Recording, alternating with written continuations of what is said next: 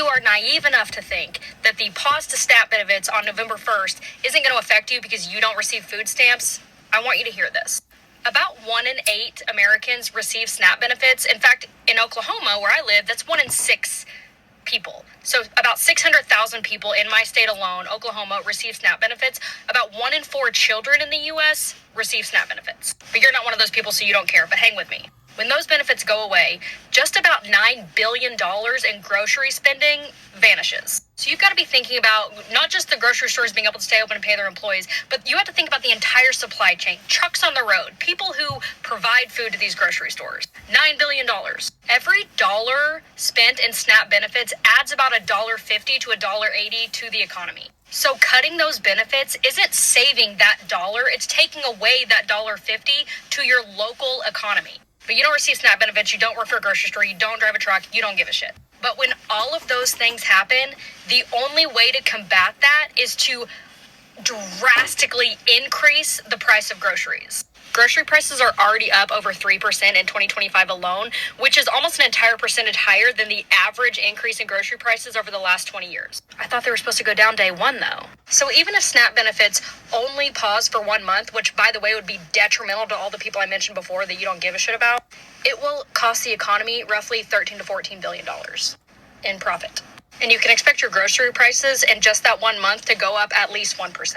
And states will stand to lose about $300 to $500 million in sales tax revenue. So even if you do not receive SNAP benefits, you never have, you never will, you do not want these to be paused on November 1st.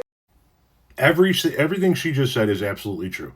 But for some reason, the Trumpers are believing that when the pause happens on SNAP benefits, it's going to cause grocery prices to plummet by 30%. Now, they say that the grocery prices are going to plummet because they're going to have less customers that are guaranteed, so they're going to have to fight for the remaining customers even harder by lowering grocery prices to get those people to come into the grocery stores. No, those people are already coming into the grocery stores. They're losing the other customers, so they're going to make it up on you and me. When grocery stores lose billions of dollars worth of business because all of those people don't have SNAP benefits to go grocery shopping with, they're going to up their prices to make up the difference. We saw it happen coming out of the pandemic. All of those businesses that lost tremendous amounts of revenue during the pandemic, what did they do coming out of the pandemic? They jacked up their prices in order to make up the losses. And they never brought those prices back down. They're not, I'm sorry to be so blunt about it. They're not fucking smart enough to grasp what's about ready to happen. They actually believe they're going to walk into their grocery store next month and pay 30% less for all of the accoutrement it takes to put a Thanksgiving dinner on the table.